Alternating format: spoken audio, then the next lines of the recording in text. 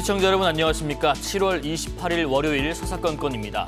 당대표가 될 사람들 그리고 된 사람에 관한 이야기입니다. 누가 국민의힘 대표가 됐을 때 잘 맞겠냐는 질문에 민주당 대표 후보 두 사람은 모두 지금은 없다면서 협치보다는 내란 척결이 우선이라는 뜻을 밝혔습니다. 이런 가운데 국민의힘 대표 후보들은 이른바 전한길 수렁에 빠졌고 김종인 전 비상대책위원장은 희망이 없다고 평가했습니다. 그런가 하면 개혁신당 이준석 의원은 당대표 재선출 하루 만에 압수수색을 받았는데요. 정치권 소식 더불어민주당 법률위 부위원장 장현주 변호사, 국민의힘 전 대변인 송영훈 변호사와 함께합니다. 어서 오십시오. 안녕하세요. 네.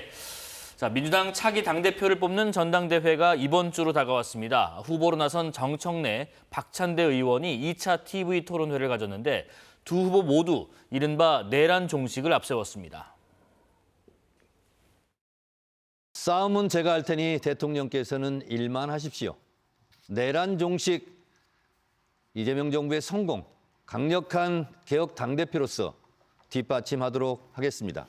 완전한 내란 종식, 3대 개혁 신속한 마무리, 이재명 정부 성공을 가장 잘 뒷받침할 당대표로 기호 2번 박찬대를 선택하는 선거입니다. 이재명 대통령과 통해야 한다. 당원들과 통해야 한다. 그리고 국민들과 통해야 한다. 3통을 두루 갖춘 당대표가 반드시 필요합니다. 강력한 개혁 당대표를 원한다고 생각합니다. 검찰개혁은 폭풍처럼 몰아쳐서 전광석화처럼 해치우겠습니다. 여러분, 강력한 개혁 당대표, 전투 모드인 정청래를 선택해 주시기 바랍니다. 일각에서는 지금 어떻게 당을 더 건강하게 만들 것인지 그런 비전이 보이지 않는다는 지적도 일부 있습니다. 장 변호사님. 그렇죠. 근데 아무래도 이제 전당대회가 이번 주 토요일이거든요. 그리고 네. 이제 당대표를 뽑는 선거이기 때문에 또 당원들에게 소구력이 있는 메시지를 내고 있다라고 봐야 될 것 같습니다. 그렇기 때문에 일각에서는 너무 선명성 경쟁하는 것 아니냐라는 얘기도 나오긴 하는데요. 그렇습니다. 그런데 일단 민주당 당원들의 당심 자체가 지금으로서는 내란 종식을 더 완전하게 해야 된다라는 부분에 대해서는 뜻이 있으신 것 같고 특히 검찰개혁과 같은 개혁 과제를 속도감 있게 해야 된다라는 부분에 대해서는 또 당원들의 입장이 분명한 것 같습니다. 그렇기 때문에 지금 당연히 당원들의 민심을 헤아려야 되는 당대표로 나온 저 두 분이기 때문에 아무래도 좀 강경한 메시지가 나오는 것 아닌가라는 생각이 들고요.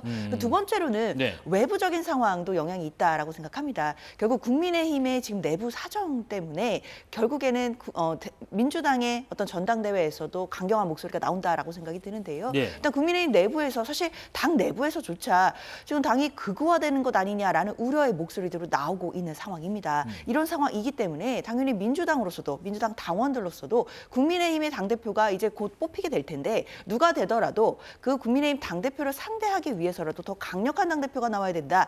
이런 식의 지금 논리들이 있거든요. 네네. 그래서 이제 후보들 간에 좀 선명성 경쟁이 좀 더 치열해지는 것 같습니다. 뭐 야당이 또 바른 길로 가야 또 건강한 정치와 협치가 또 이루어질 테니까 그런 이야기가 있을 텐데 지금 그 두 후보가 선명성 경쟁에 나선 것이 아무래도 권리당원 80%가 몰려있는 수도권하고 호남 경선을 좀 의식한 게 아닌가 하는 얘기도 나와요. 그렇죠. 이제 앞서서 두 차례 경선이 예. 있었고요. 그리고 사실 폭우 피해 때문에 그 경선 과정이 조금 시간이 밀리는 바람에 이번 주 토요일에 원샷으로 끝내게 되었는데 네. 그러다 보니까 호남이라든지 지금 수도권 지역의 경선이 남아 있는 상황입니다. 그렇기 때문에 아직은 예측을 하기가 어려울 정도로 지금 결과에 대해서는 많은 분들의 예상이 있는 상황이기는 한데요. 그렇기 때문에 지금 당원들의 당심이 굉장히 또 중요한 상황이고 네. 그렇기 때문에 후보들 간에서도 지금 당원들의 마음을 따라서 그런 메시지들이 나오지 않나라는 생각도 듭니다. 지금 두 후보의 입장이 갈리는 지점도 있었습니다. 바로 이재명 정부 1기 내각 인선 평가에 대한 부분인데요. 정청래 후보는 이렇게 얘기했습니다. 90점 이상, 99점까지 점수를 줄 수 있겠다. 실사구시형 내각이다라고 했고요. 박찬대 후보는요. 점수를 지금 매길 때가 아니다. 일단은 성과를 보고 점수를 드려야 하지 않겠나라면서 직접적인 평가를 내지는 않았습니다. 송 변호사님, 지금 강선우 전 후보자 사퇴 문제에 대한 질문에도 입장차를 또 보였고요. 지금 뭐 강선우가 가니까 최동석이 온다 뭐 이런 얘기도 있는데 인사혁신처장의 과거 발언을 두고도 논란입니다. 이재명 정부의 어떤 인선에 대한 입장차가 이 전당대회에도 영향을 줄까요? 저는 그런데 정청래 의원이나 박찬대 의원이나 예. 인사에 관해서 근본적인 입장차가 있다고 보지 않습니다. 영상에서도 그 정청래 의원은 90점에서 99점을 주고 싶다라고 평가를 했는데 네. 박찬대 의원도 점수를 매기기 이르다라고 하면서도 그 앞부분에서 높은 점수를 드리고 싶다라고 하는 언급은 하더라고요. 네네. 그러니까 이럴 때 우리가 쓰는 말이 50보 100보라는 겁니다. 근본적으로는 강성 권리당원들에게 소구하는 메시지들만 나오고 있는 것이고 근본적으로 이재명 정부의 인사검증 시스템을 바로잡아야 된다든가 또는 문제가 있는 인사들이 조속히 물러나야 된다라고 하는 메시지가 적극적으로 나오고 있지는 않아요. 네. 강선우 후보자가 사퇴하는 국면에서도 박찬대 의원이 대통령실의 기류를 미리 알고 사퇴 17분 전에 페이스북 메시지를 올린 것이 아니냐라고 하는 논란이 상당히 강하게 제기됐었죠. 네. 그런데 만약에 그것이 사실이라고 하면 박찬대 의원도 약자를 보고 정치를 하는 것이 아니고 대통령실의 눈치를 보면서 정치를 하는 그런 분이 되는 것입니다. 네. 그리고 정청래 의원은 심지어 그런 글조차 올리지 않았잖아요. 이렇게 대통령실의 눈치만 보고 또 강성당원의 표심에만 영합해서는 민주당을 근본적으로 건강하게 만들기 어렵습니다. 2013년에는 그래도 민주당이 을지로위원회라는 걸 만들면서 을을 위한 정당이 되겠다라고 하는 정체성을 표방했었는데 지금은 그런 것들이 기저에서부터 해체되고 있는데도 당권 주자들이 바로잡으려는 노력을 적극적으로 기울이지 않는 점, 이 점을 사실은 심각하게 봐야 된다라는 말씀을 드립니다. 50보 100보다라는 평가를 해주셨습니다. 국민의힘 상황도 보겠습니다. 지금 전당대회가 한 달도 남지 않은 상황에서 탄핵 찬반에 이어서 지금 전한길 씨를 두고 당대표 후보 간 신경전도 이어지고 있습니다. 전한길 씨든 그 어떤 분이든 그분들은 그동안 당을 위해서 싸워왔고 우리 당을 적극 지지하고 우리 국민의힘과 함께 싸우는 분들입니다. 조금 생각이 다르다고 그래서 오지 마세요. 나가세요. 앞으로 얼씬도 하지 마세요. 라고 하는 것이 과연 우리 당이 제대로 뭉쳐서 싸우는 정당으로 나아가는 데 있어 도움이 되겠느냐. 저는 도움이 되지 않는다고 생각합니다. 그 마음이 정말 찹찹하고 무겁습니다. 우리 당이 반드시 절연해야 될 3대 세력을 말씀드렸습니다. 그죠? 첫 번째로 부정선거 음모론자, 그리고 두 번째로 정강훈 목사 추종자들, 그러니까 특정 종교에 어떤 소속돼 있는 사람들이겠죠. 그래서 따르는 세력들이죠. 세 번째가 윤핵관 추종자들입니다. 그런 세력들이 당을 장악하게 된다면 우리 당의 미래는 저는 없다. 장동혁 의원은 전한길 씨 방송에 출연한다고 하고 김문수 전 장관은 지금 고민 중이라고 합니다. 국민의힘이 새롭게 갈 길, 전한길과의 동행인가 어떻게 생각하십니까? 장동혁 의원이 그 전한길 씨 등이 사회를 보는 예. 그 유튜브 프로그램에 극구 출연을 하겠다고 하면 막을 방법은 없습니다만 그 길은 전적으로 장동혁 의원 한 분만이 가시는 길이 돼야 된다. 그리고 네. 국민의힘 전체를 그렇게 한쪽 구석으로 모는 길로 가서는 안 된다. 라는 말씀을 드리고 싶습니다. 네. 이 문제의 유튜브 토론 프로그램이 이제 전한길 씨, 고성국 씨, 성창경 씨, 강용석 씨 등이 공동으로 진행할 예정인 프로그램이라고 합니다. 그런데 이분들의 면면을 보면 자, 전한길 씨는 계엄을 옹호하고 부정선거론을 설파하는 데 상징적인 인물입니다. 그리고 이분이 지난 4월 2일 재보궐선거에서 각지를 지원했는데 국민의힘은 아산시장 선거에서 17.6%, 거제시장 선거에서 18.6% 차이로 대패를 당했습니다. 예. 그리고 성창경 씨 같은 경우는 자유통일당 수석 대변인 출신이에요.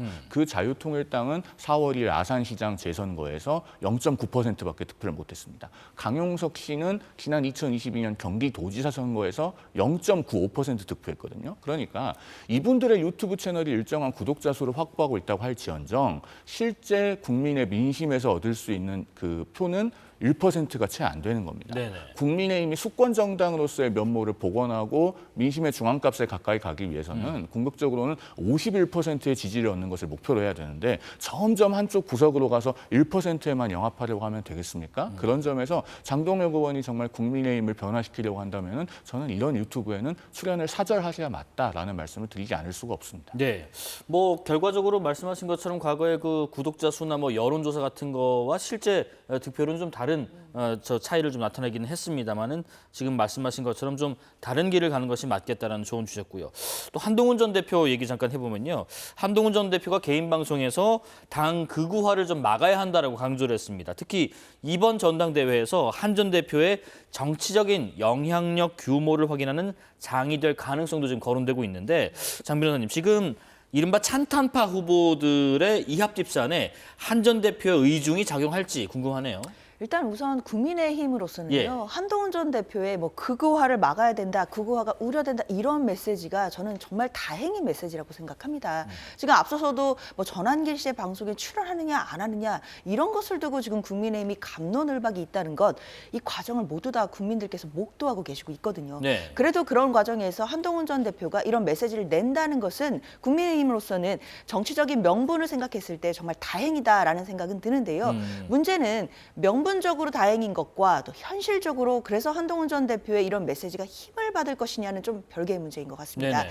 특히 한동훈 전 대표가 이번 전당대회에 이제 출마하지 않기로 했는데요. 물론 여러 가지 이유들이 있었지만 저는 개인적으로는 한동훈 전 대표에게 이번 전당대회만큼 출마해야 되는 명분이 명확했던 때가 더 있었을까라는 생각도 듭니다. 본인 입으로 네. 국민의힘이라는 정당이 극우화가 될까 봐 우려되고 막아야 된다라고 한다면 사실상 출마를 해서 막아야 되는 것 아니겠습니까?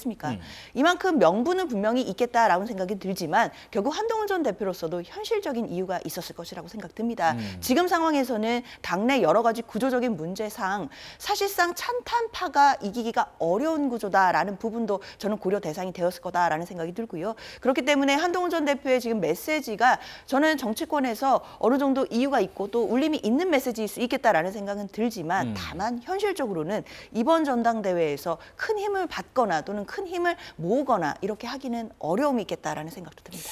한 전 대표가 이번에 사실 말씀하신 것처럼 극우화를 막아야 된다는 명분은 정말 뭐 충분하다는 말씀하셨는데 그럼에도 불구하고 나오지 않기로 결정한 이유는 역시 큰 효과를 거두기 어렵다 이런 판단이었을까요? 크게 보면 두 가지가 있는데요. 첫 번째로는 현 시점에서는 전당대회만으로는 국민의힘의 쇄신과 재건이 어렵다고 판단을 한 것 네. 같습니다. 그러니까 좀 더 알기 쉽게 풀어보면은 우리가 어떤 후보가 60%를 득표해서 당대표가 된다고 하더라도 네. 그 기저에서는 40%가 극우화의 흐름을 줬는다면은 당의 변화와 쇄신이 굉장히 어렵습니다. 그렇다면은 더 많은 건전한 보수의 상식을 공유하는 당원들이 당에 많이 들어와서 그런 흐름을 좀 잠재우고 보수를 쇄신하는 데 힘을 키워갈 필요가 있다라는 점이 한 가지가 있겠고요. 네. 그다음에 두 번째로 본인이 만약에 이번 전당대회에 등판했다면은 그 구도가 찬탄 대 반탄 혹은 뭐 친한 대 반한 이렇게 되면서 구도가 흐트러질 우려가 있었다고도 생각됩니다. 이것은 뭐 제 개인의 관점이기도 한데요. 그러니까 이번 전당대회가 쇄신 대 수구 어떤 개혁 대 현상 유지 이런 구도가 되어야지 사람 중심이나 혹은 탄핵에 대한 찬성 반대 위주로 구도가 짜여지면은 극우화를 저지한다고 하는 그 본래의 목표가 오히려 더 달성되기 어려운 측면도 있지 않았을까라는 생각도 해봅니다. 지금 이런 가운데 한 가지 이슈가 더 떠올랐습니다. 바로 신천지인데요. 홍준표 전 대구시장이 본인의 SNS에 이만희 교주를 만난 적이 있다. 지난 대선 후보 경선 때 신천지 신도 10만 명을 국민의힘 책임당원으로 가입시켜서 윤석열 후보를 도왔다라고 주장을 했는데 이와 관련된 여야 입장 듣고 계속 이야기 나누겠습니다. 소문으로 무성했던 윤석열과 신천지의 밀월이 세상에 드러나고 있습니다. 윤석열 검찰총장의 신천지 봐주기, 그 대가로 신천지 신도 10만 명의 책임당원 입당과 윤석열 지원, 이게 사실이라면 국민의힘은 민주정당이 아닙니다. 국민의힘의 내부 문제로만 치부할 게 아닌 문제 아닙니다. 민주주의 회복, 윤석열 심판, 내란 종식과 관련된 문제입니다. 민주당은 합당한 조치를 취하겠습니다. 신천지가 가입했다는 증거는 없습니다. 우리가 총선이 되면 언제든지 당원 신규 가입 모집을 하고 책임 당원들에 대해서도 저희가 적극 우리가 장려하고 있습니다. 그런데 지금 이준석 그 전 당대표가 그 당시에 자기가 살펴봤을 때 특정 지역이나 특정 세력으로 한 거는 포착되지 않았다 이런 증언을 했습니다. 그래서 요건에 대해서는 갑자기 인원수가 26만 명 책임당원이 뭐 늘어나고 했는데 그거에 대해서 민주당도 똑같이 우리보다 더 늘어났습니다.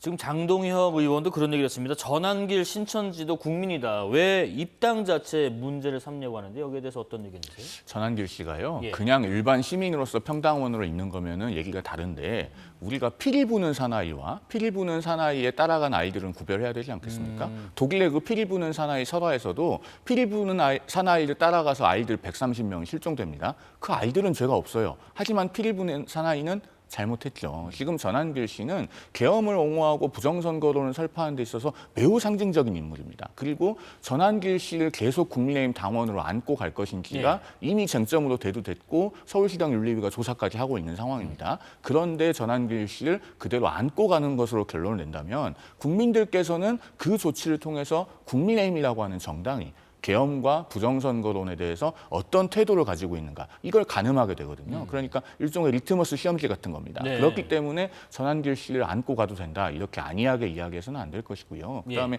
신천지 같은 경우는 과거에 10만 명의 당원들이 실제로 입당했다는 확증은 없어요. 이준석 대표 체제에서 조사를 했지만은 그런 흔적을 발견하지 못했고 네. 또 홍준표 시장이 이런 부분을 조금 과장해서 전달했을 가능성도 배제하기 어렵고 또 그 신천지 교주라고 하는 이만희 씨도 본인들의 종교적 위세를 과시하기 위해서 조금 부풀려진 이야기를 했을 가능성이 저는 있다고 봅니다. 다만 네. 특정 종교에서 대거 입당을 한다면은 그것이 정강 정책이나 노선에 동의해서 들어오는 것이 아니고 정당의 의사결정을 왜곡할 목적으로 들어오거나 혹은 어떤 다른 청탁이라든가 부정한 목적을 관철시키기 위해서 입당할 수 있는 것 아니겠습니까? 그렇기 때문에 특정 종교로부터의 입당을 그대로 방치해도 된다는 태도도 온당하진 않다라고 생각이 됩니다. 물론 지금 최수진 수석 대변인도 지금 신천지가 가입했다는 증거는 없다라고 했고요. 하지만 그러면서도 언제든지 당원의 신규 가입을 모집하고 책임 당원들에 대해서도 적극적으로 장려하고 있다고 하는데 모집을 그 민주당도 똑같이 당시에 뭐 더 늘지 않았느냐. 지금 왜 말씀해 주셨습니다. 한번 보충 의견 들어보면 특정 세력의 특정 시기의 단체 입당이 왜 문제가 될 수 있는 거죠? 일단 당원의 숫자가 갑자기 많이 늘어났다 그것 자체를 문제 삼는 게 아닙니다. 네.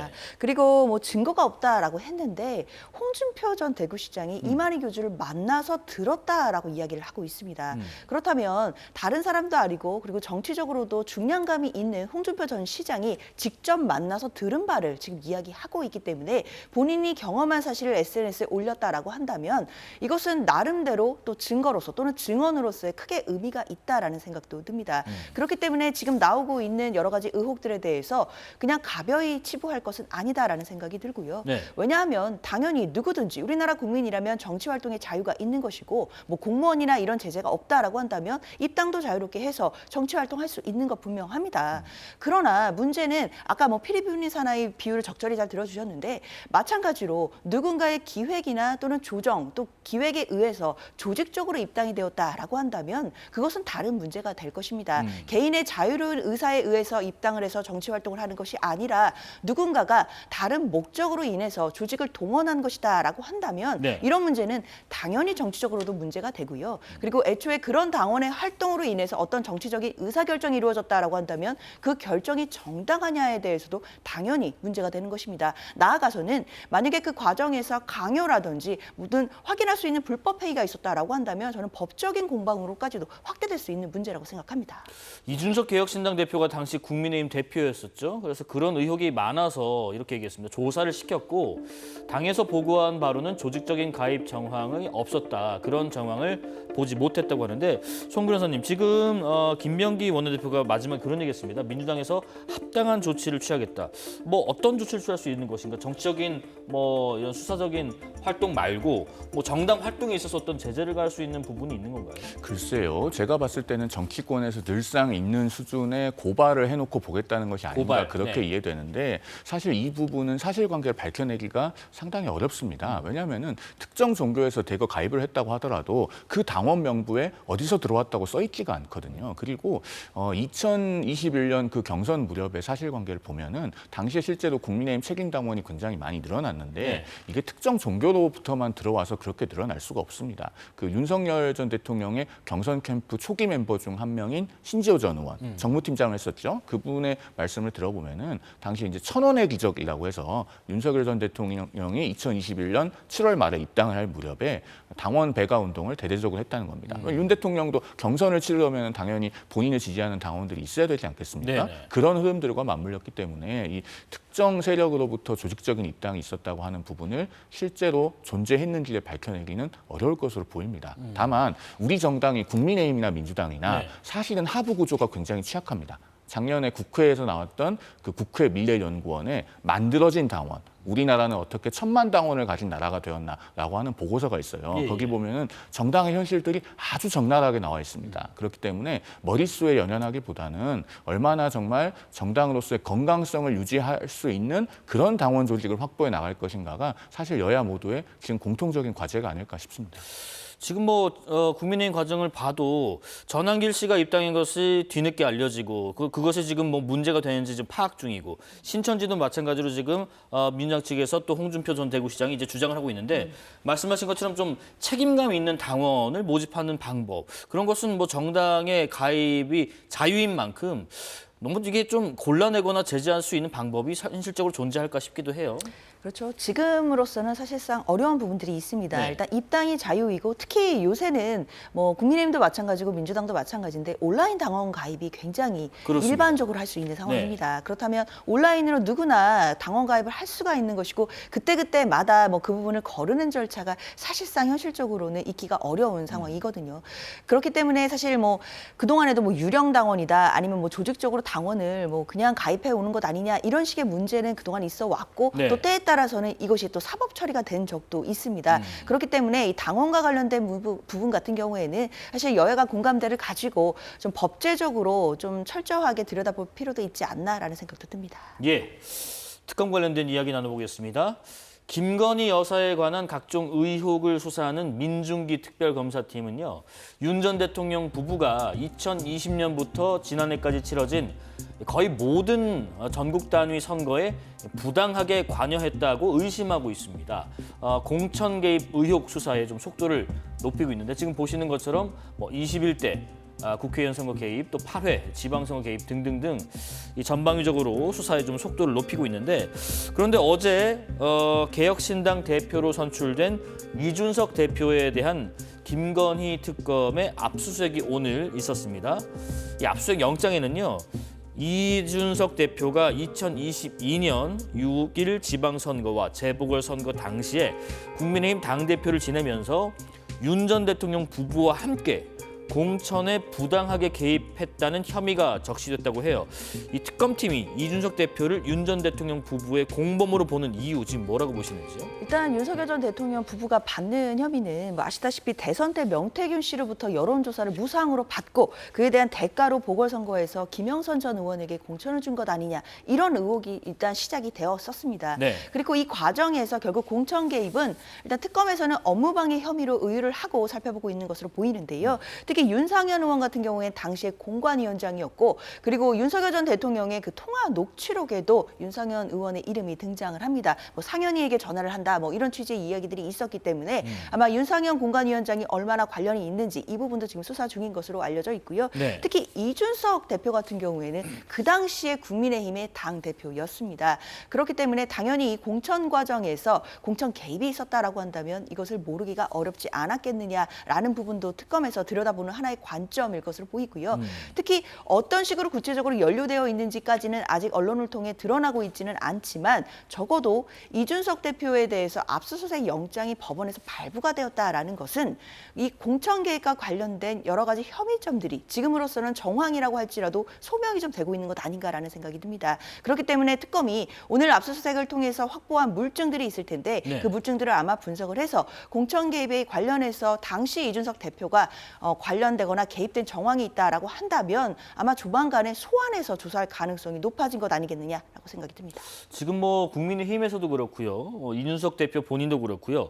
어제 당대표가 됐는데 오늘 압수수색이 들어갔다. 이런 미묘한 부분에 대해서도 약간 좀 의문을 제기하는 것 같아요. 제가 봤을 때는요, 이 압수수색의 시점을 두고 이준석 의원이 항변하는 부분하고, 네. 그다음에 지금 이준석 의원에 대해서 업무방해 혐의를 정말로 적용할 수 있느냐하고 이걸 좀 나눠서 봐야 될 것 같습니다. 이 공천 개입 의혹과 관련해서요, 네. 윤상현 의원이 압수수색을 받은 것이 지난 8일입니다. 그렇습니다. 그런데 수사 주체 입장에서는 사건 관계된 인물들은 동시다발적으로 압수수색을 하는 것이 일반적입니다. 그러면은 특검도 그 당시에 이준석 의원에 대해서 압수수색을 하고 싶었을 것 같은데 그 8일에는 이미 그 개혁신당의 전당대회 절차가 시작되어 있었습니다. 7일부터 후보 등록을 받기 시작했거든요. 네네. 그렇기 때문에 세석짜리 소수야당이고, 그리고 또 개혁신당이 실제로는 이준석 후보 한 명만 출마해서 찬반 투표 형식으로 전당대회를 진행했다고 하지만 특검이 야당의 전당대회 기간 중에 압수수색을 해서 마치 개입하는 듯한 모습을 보이는 것은 자제했던 것이 아닌가 그렇게 보여집니다. 오히려 그때 시점이 더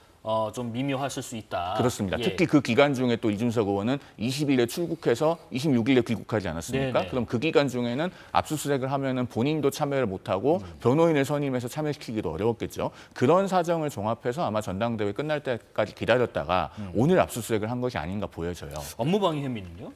그다음에 업무방해 혐의를 적용하는 것이 적절한지에 대해서는 저는 개인적으로는 조금 의문이 있습니다. 예, 예. 그러니까 만약에 외부로부터 부정한 청탁이 있었고 그 부정한 청탁에 의한 압력이 있다는 것을 알고 공관위의 의사결정을 바꾸는 데 영향력을 행사했다라고 하면은 그것은 업무방해를 검토해볼 여지가 있어요. 그런데 만약에 그 앞단에 있는 것이 입증되지 않는다고 하면 네.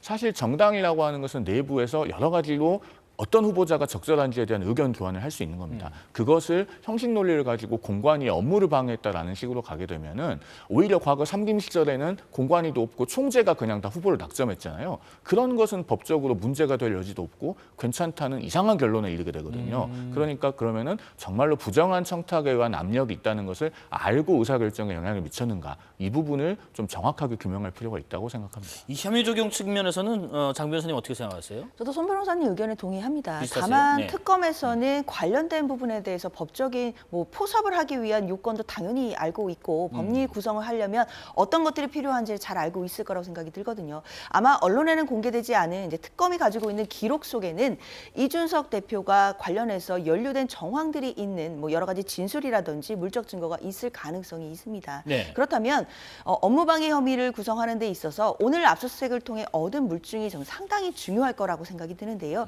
이 물증을 분석을 하고 필요한 경우에는 포렌식을 통해서 관련된 내용들을 복원한다면, 또는 이제 명태균 씨가 이준석 대표와 나눴던 대화라든지 당시 그 공천 과정에서 있었던 여러 관련자들의 대화 내용이나 이런 부분들을 복원해보는 과정 속에서 이준석 대표가 과연 그때 어떤 역할을 했는지, 개입을 한 부분들이 있는지, 이런 부분들이 명확히 드러날 수 있는 정황이 있다라고 생각이 들거든요.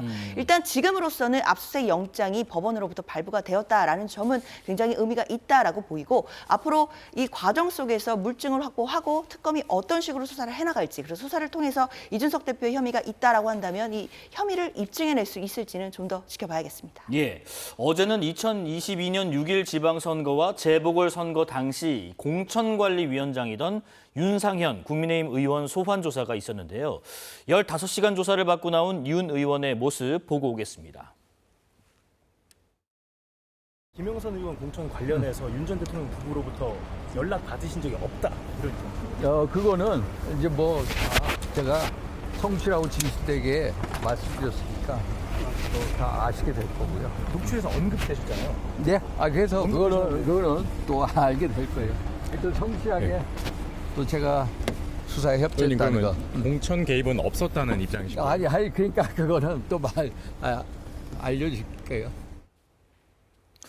지금 윤상현 의원이 지난 2022년 재보궐선거를 앞두고 김영선 전 국민의힘 의원 공천과 관련해서 윤 전 대통령으로부터 전화를 받았고, 고 장제원 당시 대통령 당선인 비서실장과 통화했다는 취지로 특검 소환 조사에서 진술한 것으로도 파악이 됐습니다. 관련 진술들이 이제 더욱 공천 개입 의혹을 향해 모이고 있는데, 그런데 내일 윤 전 대통령 그 소환이 좀 불투명한 상황이라고 해요. 아마 윤 전 대통령이 내일 특검에 출석할 가능성은 별로 없는 것 같습니다. 네. 지금 아시다시피 본인이 내란 수괴 혐의로 받고 있는 재판에도 불출석하고 있고 내란 특검에서도 이미 구속영장이 발부되고 그 수사도 다 불출석한 바가 있습니다. 그래서 그대로 기소가 된 상황이기도 한데요. 지금 그런 상황이다라고 한다면 사실상 이번 내일로 예정된 소환 조사에도 응하지 않을 가능성이 높다라는 생각은 듭니다. 일단 지금 어제 윤상현 의원이 지금 장기간 또 강도 높은 수사를 받은 것으로 보이는데 그 과정 속에서 결국 윤석열 전 대통령으로부터 전화를 받았다라는 내용을 좀 시인한 것으로 보이거든요. 지금 네네. 언론 보도들이 이어지고 있는데 결국 윤석열 전 대통령이 명태균 씨와 통화를 했다라고 하는 그 육성 녹취가 앞서서 공개돼서 굉장히 큰 논란이 되었었고 그때 뭐 상현이에게 한 번 더 이야기하겠다 뭐 이렇게 얘기를 했을 때 그 윤상현 의원 그러니까 당시의 공관위원장이 어떤 역할을 했는지 많은 논란이 됐었고 많은 의혹들이 있었는데 아마 그 부분을 집요하게 특검이 수사를 한 것으로 보입니다. 네. 그런데 윤상현 의원이 결국에는 윤 전 대통령으로부터 관련된 전화를 받았다라는 취지로 진술을 했다라고 한다면 이 부분에 대해서는 저는 특검이 어느 정도 그날에 사건의 구성을 지금 해나가고 있다라는 생각이 들고요. 물론 윤상현 의원은 그 전화를 받고 뭐 관련된 내용들을 공관위에 전하지는 않았다라고는 하고 있기는 합니다. 그렇지만 일단 윤석열 전 대통령으로부터 전화를 받은 바가 있고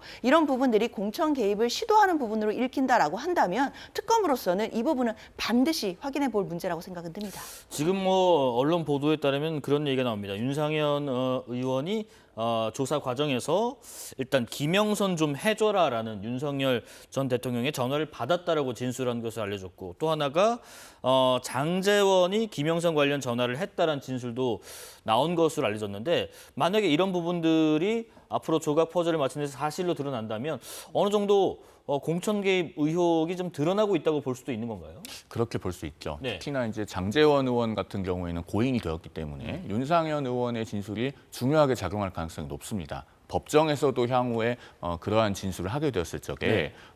고인의 말이기 때문에 결국에는 전문 법칙에 의해서 보더라도 이것은 증거 능력이 인정이 될 거거든요. 그런 점에서 의미가 있어요. 그러면은 특검 입장에서는 점점 이 공천 개입 의혹에 대해서는 사실관계의 퍼즐을 맞춰 나가고 있다. 이렇게 평가할 수 있을 겁니다. 네. 다만 앞서도 말씀드렸지만 외부에서의 어떤 부정한 청탁이 있을 때 그 의사결정이 왜곡되는 것과 그것이 아니고 정당 내부에서 의사결정을 하는 과정에서 여러 가지 다양한 층의 의견 교환이 있는 것, 이 둘은 엄밀하게 구분돼야 됩니다. 그래서 특검이 이 수사 결과와 결론을 내놓을 때 그 두 가지가 뒤섞이지 않도록 하는 것은 대단히 중요하다라는 말씀을 다시 한번 강조해서 드리고 싶습니다. 지금 이런 가운데요. 윤 전 대통령 부부의 공천 개입 의혹과 관련해서 지난 4월에 검찰 수사를 받은 최호 전 경기도 의원이 숨진 채 발견이 됐습니다. 이게 지금 어떤 혐의로 조사를 받았던 겁니까? 일단 먼저 돌아가신 분의 명복을 빌고요. 고인이 세상을 떠났다고 해서 사실관계에 대해서 좀 추측성 예단이 되는 것은 지양할 필요는 있다는 생각이 듭니다. 네. 일단 최 전 도의원은 지난 4월 29일에 서울중앙지검의 명태균 수사팀으로부터 조사를 받았습니다. 그런데 당시에 참고인 신분이었고요. 이분은 2022년 6월 1일 지방선거 때 국민의힘 평택시장 후보로 출마를 해서 지금 평택시장인 정장선 민주당 후보에게 약 4% 차이로 낙선을 했죠. 그런데 그 공천 과정에서 국민의힘에 더 경쟁력이 있는 후보가 있다라고 하는 분석이 상당히 있었습니다. 네. 2014년부터 18년까지 평택시장을 지냈던 공재광 후보죠. 그리고 이 공재광 후보를 컷오프시키고 최 전 도의원이 공천되는 과정에서 윤 전 대통령 부부 측으로부터 영향력이 있었던 것이 아니냐라고 하는 의문이 제기되어 왔어요. 그런데 이런 의문이 제기되게 된 경위가 이준석 전 국민의힘 대표가 네. 작년 10월에 뉴스토마토라고 하는 매체의 기자를 만나서 이 관련된 내용을 말을 합니다. 그러면서 수면 위로 올라온 것이거든요. 그러니까 평택시장을 했던 공재광이라고 아주 괜찮은 사람인데 그 사람을 날리고 최호라는 경선 5등하는 사람에게 줬었다. 평택하고 포항이 개입이 제일 컸다라고 하는 말을 기자에게 했다고 알려져 있습니다. 그래서 지금 여기까지 사건이 전개가 된 것인데요. 오늘 현재까지 이준석 의원의 이 고인에 대한 메시지가 전혀 없습니다. 본인도 압수수색을 받느라 경황이 상당히 없겠습니다만은 그래도 좀 도의적인 책임을 느끼는 그런 것을 통감하는 메시지는 나와야 되는 것이 아닌가 라는 생각이 듭니다. 예, 특검 외에 재판 이야기 잠시 해보겠습니다. 지난 1월에 서울 서부지법 사태 당시에 그 취재진을 폭행하고 법원 담장을 넘은 남성 2명이 1심에서 각각 징역 10개월을 선고를 받고 법정 구속됐었는데요. 사실 이 징역 10개월도 가벼운 것 아니냐는 지적이 있었는데 지난주 항소심에서 집행유예로 감형이 됐습니다. 서울고법 김종혁 부장판사는요.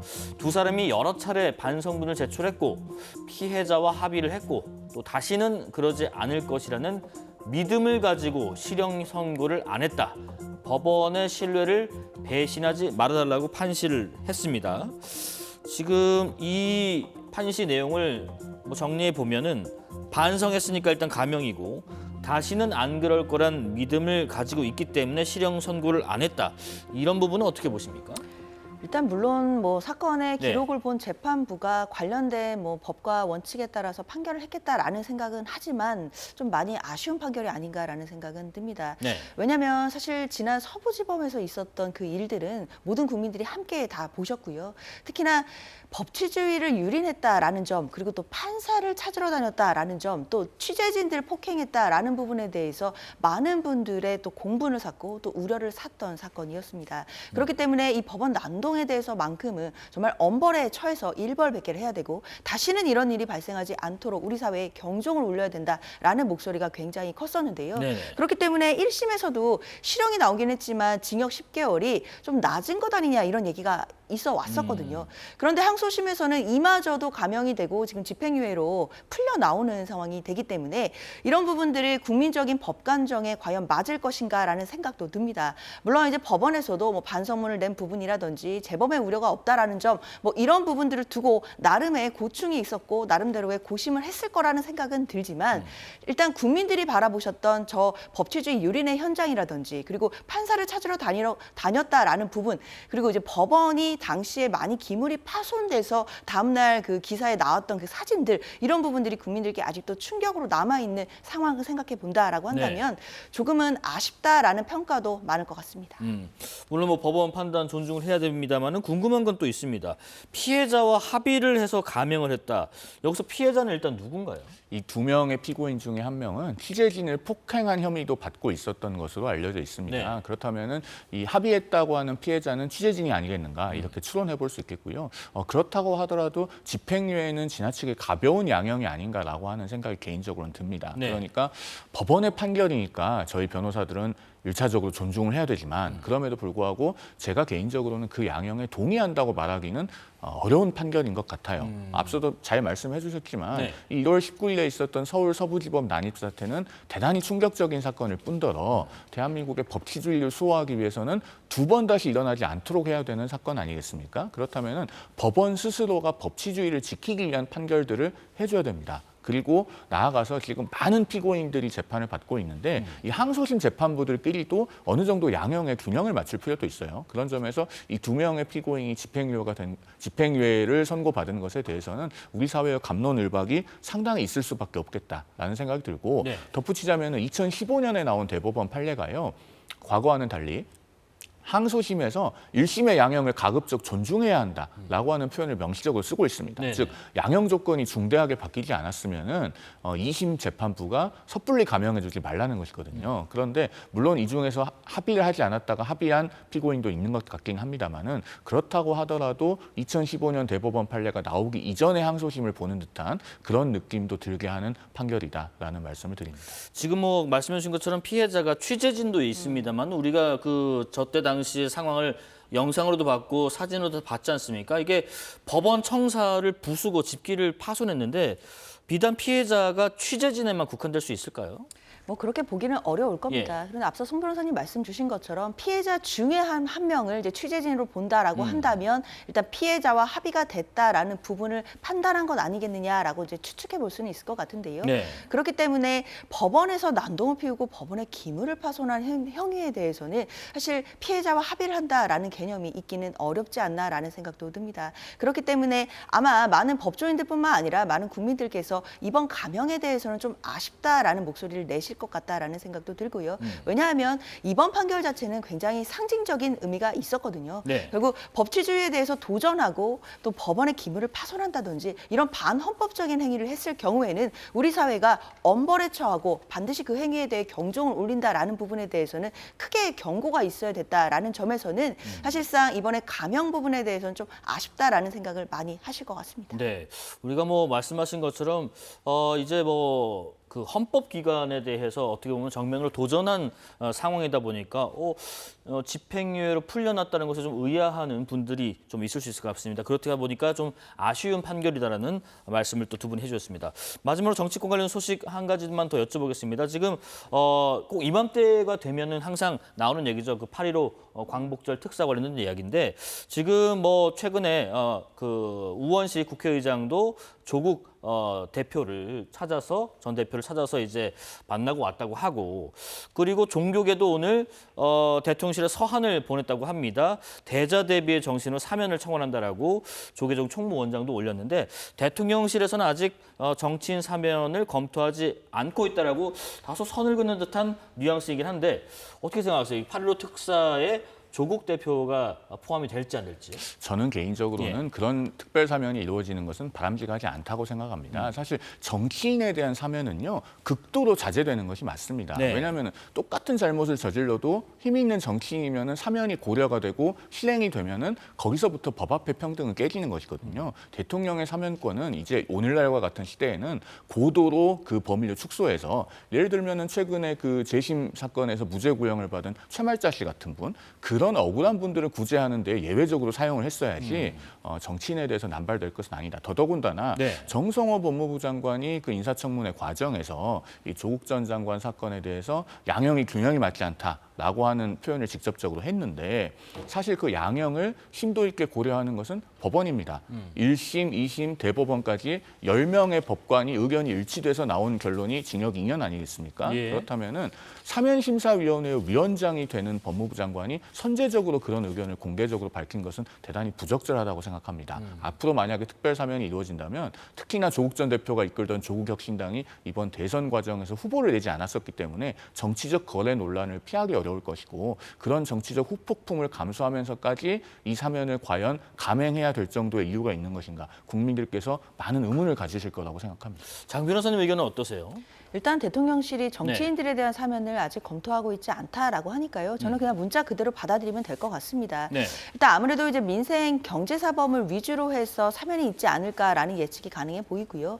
일단 사면권은 당연히 대통령의 고유 권한입니다. 그렇지만 대통령이 아무렇게나 행사할 수 있는 권한은 당연히 아니고요. 엄격하게 제한적으로 행사가 돼야 되고 그 제한은 당연히 국민 민심과 여론일 것입니다. 만약에 국민 통합이라든지 또 정치적인 통합 이런 것을 명분으로 해서 사면이나 이런 부분들을 고려해 볼 수는 있겠지만 만약에 국민들의 민심이나 눈높이에 벗어난다라고 한다면 그것은 아마 대통령께서도 고려하기가 어려운 대상일 것 같거든요. 네. 그렇기 때문에 정치인에 대해서는 아마 마지막까지도 고민하실 것 같고 일단 지금으로서는 민생 경제 사범을 위주로 해서 사면을 검토하지 않을까라는 생각 듭니다. 네, 자 정치권 소식 더불어민주당 법률위 부위원장 장현주 변호사, 국민의힘 전 대변인 송영훈 변호사와 함께했습니다. 고맙습니다.